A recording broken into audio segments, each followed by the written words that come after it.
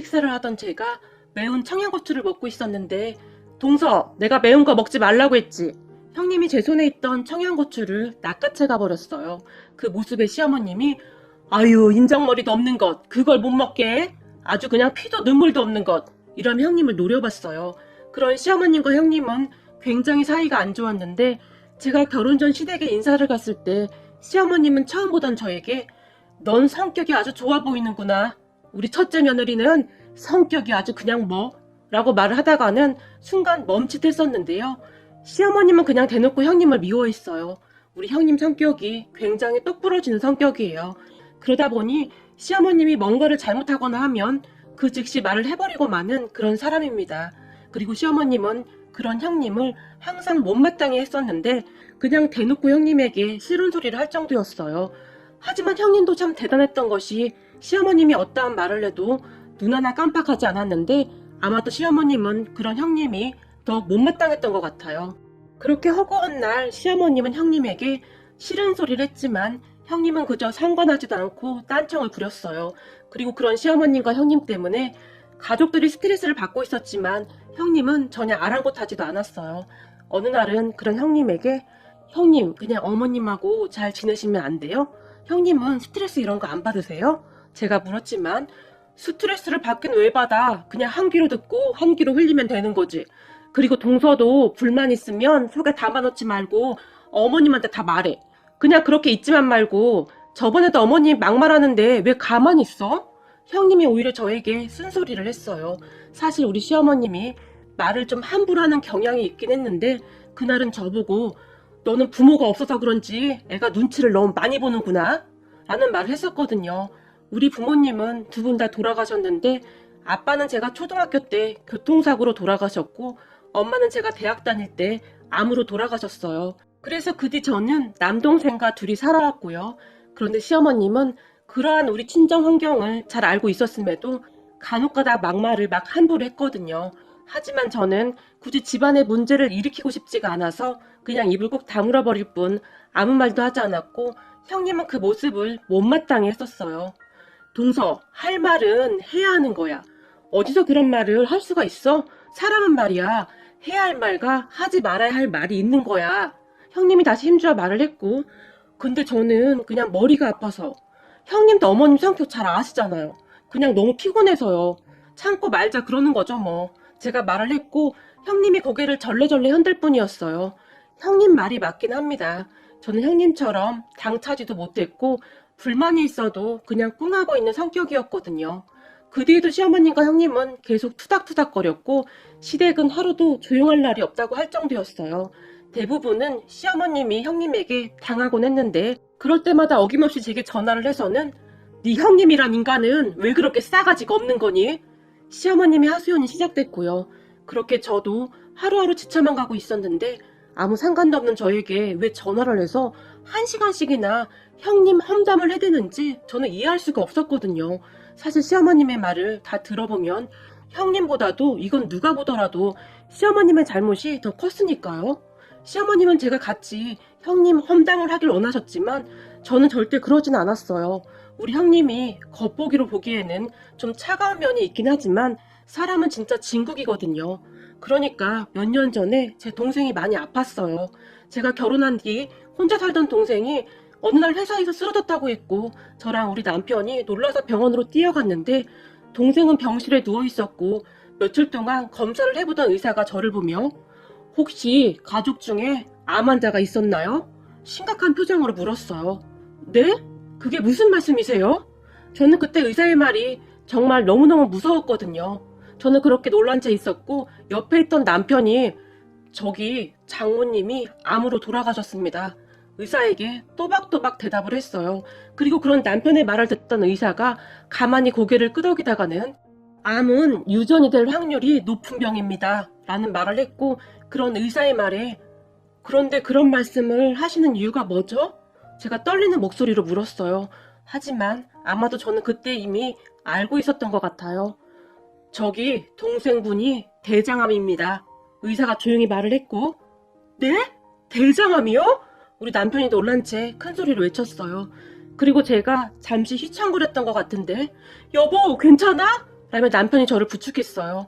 그런 저를 보던 의사가 바로 정밀검사하고 항암치료 들어가야 할 것 같습니다. 의사는 그저 아무 표정도 없이 덤덤하게 말을 했지만 우리 가족에게는 정말이지 청천벽력 같은 소리였어요.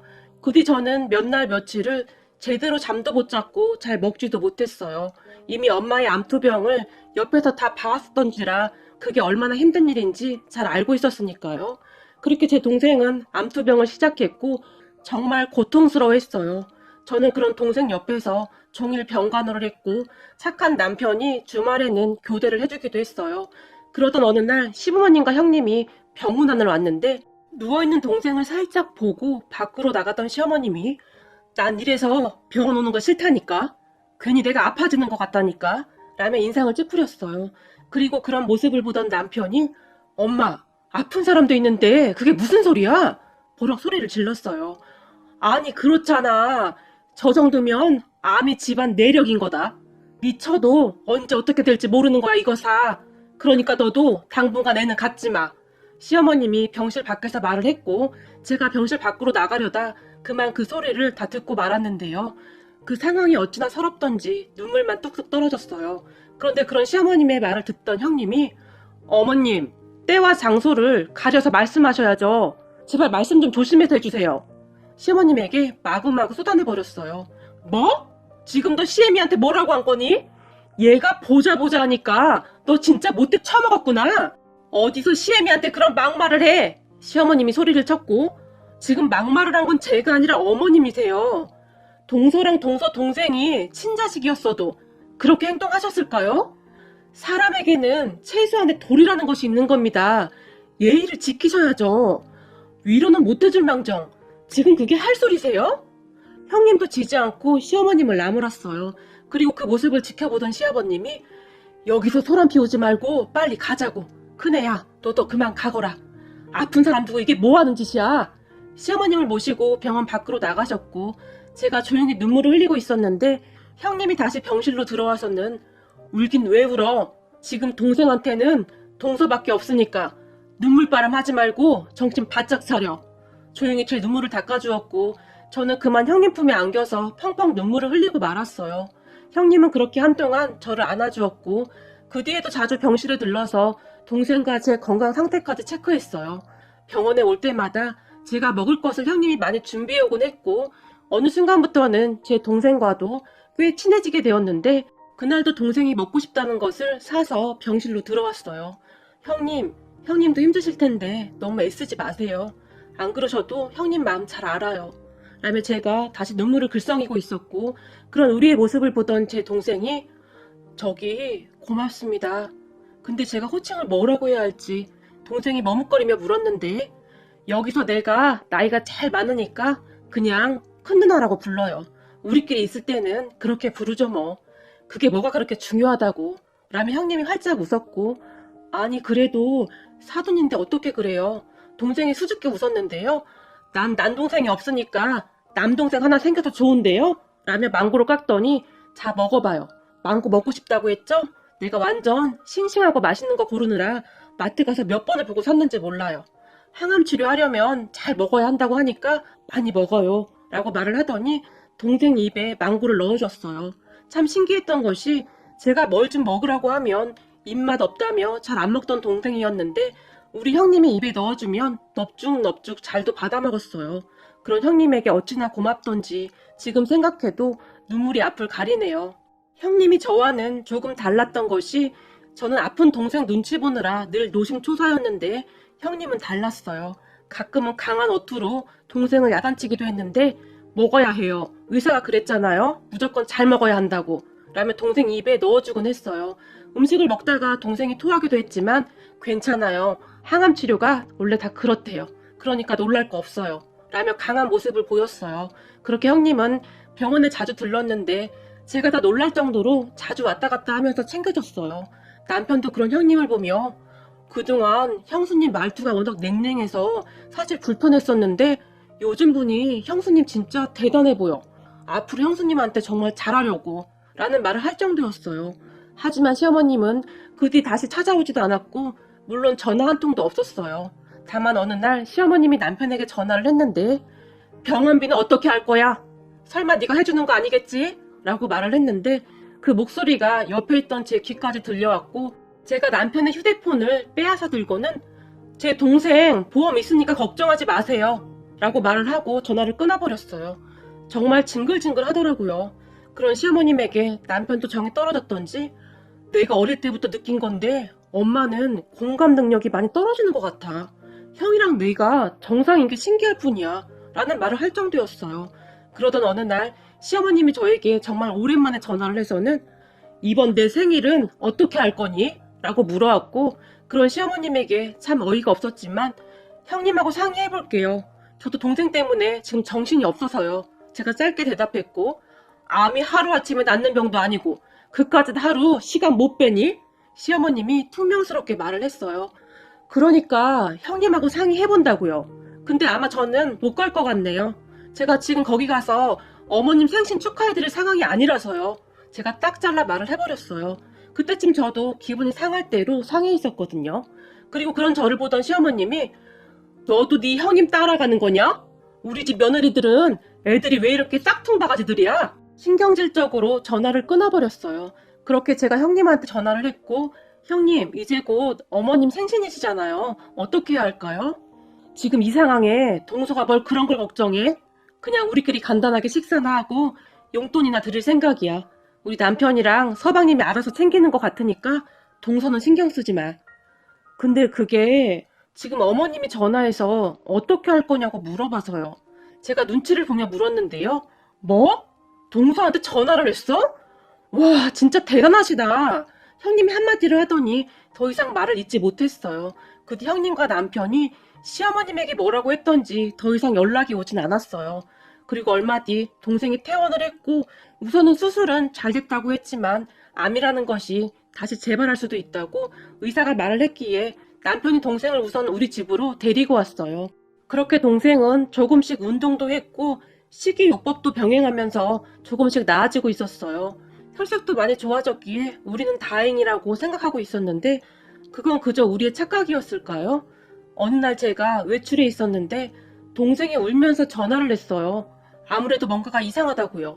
동생의 말에 놀라서 집으로 뛰어갔는데 누나, 며칠 전부터 뱃속이 좀 이상한데 뭐가 잘못된 거 아닌가? 라고 물었고 우리는 급히 병원으로 갔는데 의사 말이 뱃속에 복수가 많이 찼다고 했고 다시 검사를 해봐야 한다고 했어요. 그런데 재발되었을 가능성이 많다는 말을 했고 의사의 말에 동생이 통곡을 하며 울었어요. 우리 엄마도 결국 재발돼서 돌아가셨기에 저는 그런 동생의 마음이 이해가 되었고 정말 가슴이 미어졌어요. 그렇게 동생은 다시 치료를 위해 입원을 했고 누나, 나 항암 치료 다시 받을 자신이 없어. 그리고 다시 받는다고 해도 완치가 된다는 보장도 없고 엄마도 결국 이라고 말을 하며 눈물만 뚝뚝 흘렸어요. 그때쯤은 저도 어떻게 해야 할지 알 수가 없었고 그저 눈물만 나올 뿐이었어요. 동생은 점점 병색이 깊어져 갔고 항암 치료 받는 것을 굉장히 힘들어했어요. 처음 치료를 받을 때야 아무것도 모르고 받았는데 그 힘든 치료를 다시 받아야 한다고 하니 겁을 잔뜩 먹은 채 눈물만 흘렸으니까요. 그런 동생을 보며 경준아, 누나가 정말 미안한데 누나를 위해서라도 좀 버텨주면 안 되겠니? 너도 알다시피 친정 가족이라고는 너 하나뿐인데 너까지 그렇게 되면 누나는 살아갈 의미가 없을 것 같아. 누나가 부탁할게. 제가 동생을 끌어안고 폭풍 눈물을 흘렸어요. 엄마까지 돌아가신 뒤 우리는 서로를 의지한 채 살아왔기에 더욱 애틋할 수밖에 없었어요. 하지만 암이라는 병은 동생을 그냥 놔두지 않았고 병이 더욱 심해져 갈 뿐이었어요. 누나, 나 항암 치료 그만 받고 싶어. 동생이 애원을 할 정도였으니까요.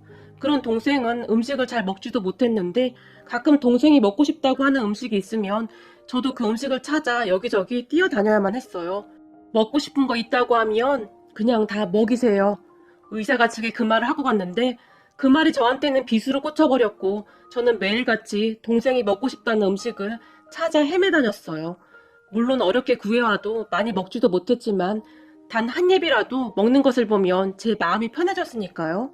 그런 우리 곁에 항상 형님이 계셨는데 평생을 갚아도 다 갚을 수 있을까 싶을 정도로 형님에게 감사한 마음뿐입니다. 어느 날은 동생이 갑자기 수박이 먹고 싶다고 하는데 한겨울이었기에 수박 찾기가 쉽지가 않았어요. 백화점과 마트에 전화를 했지만 다 팔리고 없다는 말만 했거든요. 그렇게 병원에 왔던 형님에게 요즘 겨울이라 수박이 많이 안 나오나 봐요. 백화점도 그렇고 마트도 그렇고 수박이 없다고 하네요. 제가 이 근처를 벗어나기도 힘들고 남편도 회사 근처에서 알아본 모양인데 없다고 하네요. 동생이 며칠 전부터 수박이 먹고 싶다고 노래를 부르는데 마음이 너무 아파요. 제가 울먹였고 형님이 그런 저를 보며 나도 한번 알아볼 테니까 기다려봐 라는 말을 하고는 돌아갔는데, 그런데 다음날 아침 형님이 병원에 다시 왔는데 한겨울이었음에도 불구하고 이마에 땀이 송글송글 맺혀 있었어요. 그런 형님에게 형님 왜 이렇게 땀을 흘리세요? 제가 물었는데요.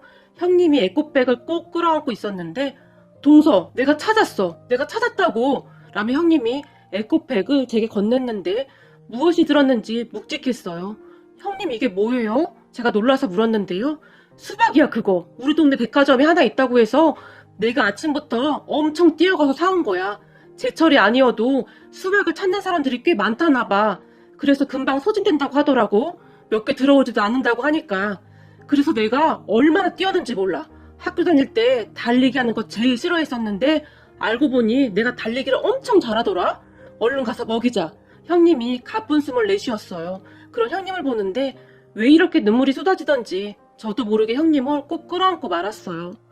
형님 정말 감사해요. 저는 그저 그 말만 되뇌일 뿐이었어요. 아니 울긴 왜 울어. 빨리 들어가자. 형님이 그런 저를 잡아 끌었고 병실로 들어가 형님이 수박을 먹기 좋게 썰어서 동생 입에 넣어줬는데 그동안 아무것도 먹지 못했던 동생이 수박을 입에 넣고는 수박 진짜 먹고 싶었는데 마지막으로 수박은 먹고 가네 라고 중얼거렸어요. 그 말에 제 눈에서 다시 눈물이 비 오듯이 쏟아졌는데 수박 진짜 맛있다. 정말 너무너무 먹고 싶었어요. 감사해요 큰 누나. 동생이 형님을 보며 말을 했고 그 순간 형님이 고개를 돌려 눈물을 닦아냈는데 누나들 울지 마. 비록 내 삶이 너무 짧았지만 누나들이 있어서 정말 행복했어. 그리고 내가 내내 생각한 건데 큰 누나가 전생에 진짜 내 누나였던 것 같아. 난 왜 자꾸 그런 생각이 드는 거지? 동생이 힘겹게 말을 했어요. 그리고 얼마 후 동생은 우리 모두가 지켜보는 가운데 조용히 눈을 감았는데 눈을 감기 며칠 전 큰 누나 나까지 가면 작은 누나 혼자니까 큰 누나가 작은 누나 좀 잘 챙겨주세요.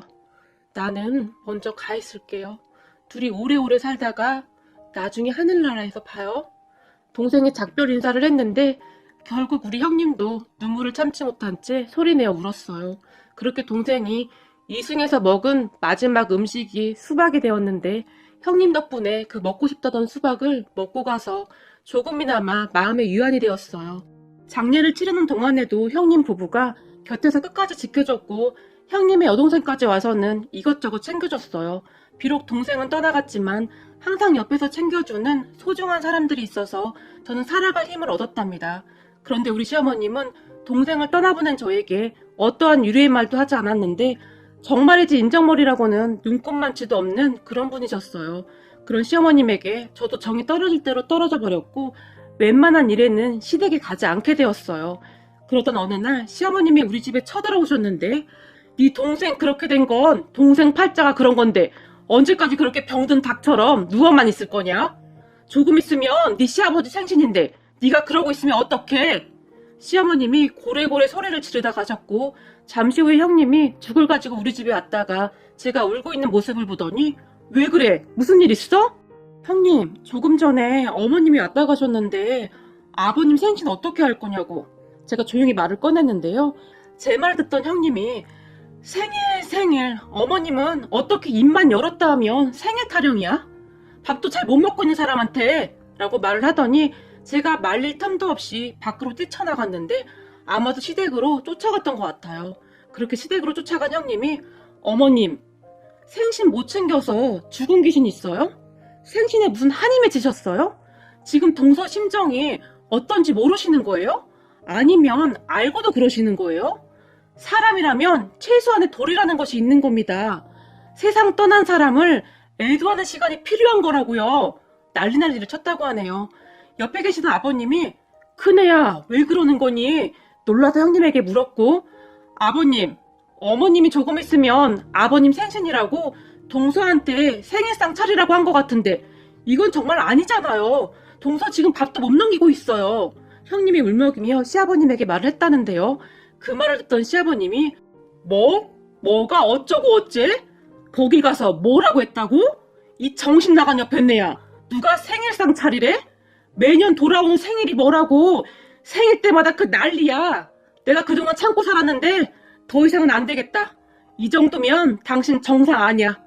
사람이 어쩌면 그럴 수가 있어? 당신한테 눈물이라는 게 있긴 있는 거냐? 무섭다, 무서워. 나도 무서워서 더 이상 당신하고 못 살겠으니까 이혼하자. 당신 하는 꼬락서니 보니 내가 아파도 모른 척할 옆편네네. 시아버님이 고래고래 소리를 지르며 시어머님을 내쫓아버렸어요. 그리고 다음날 시아버님이 저를 찾아오셔서는 작은애야 미안하다.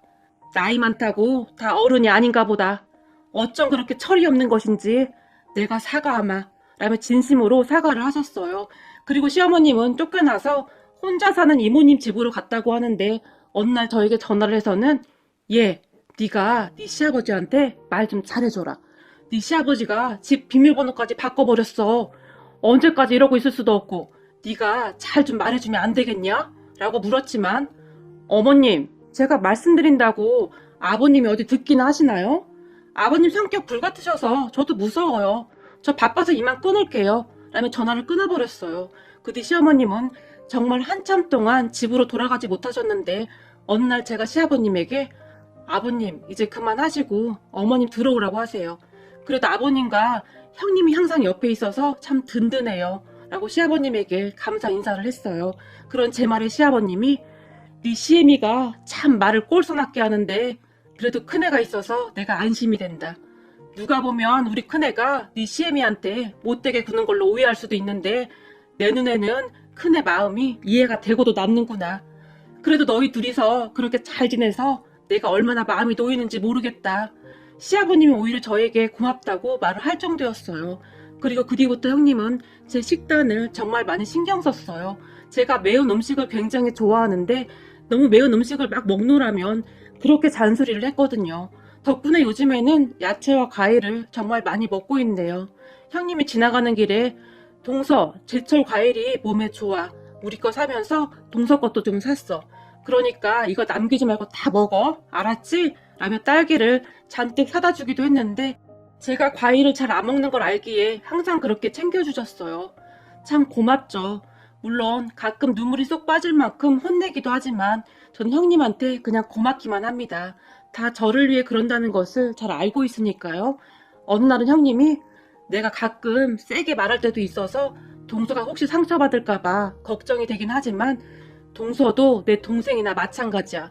난 동서랑 오래오래 건강하게 살고 싶으니까 내 말 잘 들어야 해. 형님이 제 손을 꼭 잡고 말했어요. 비록 친정가족은 없었지만 형님에게 의지하며 외롭지 않게 살고 있답니다. 그리고 우리 시어머님이 집으로 돌아오시긴 했는데 요즘은 가족들 눈치 보느라 조용하시네요. 물론 요즘도 가끔 막말을 툭툭 하시다가는 시아버님이 눈에 힘을 주어 째려보면 내가 또 막말을 했지. 이놈의 주둥아리를 어떻게 할 수도 없고 라며 형님과 제 눈치를 보신답니다. 시어머님에 대한 앙금이 모두 다 사라진 건 아니지만 서로서로 노력하며 살아가고 싶습니다. 그렇게 조금씩 정말 가족이 되어갈 테니까요. 형님, 항상 감사해요. 저도 형님한테 정말 잘하도록 노력할게요.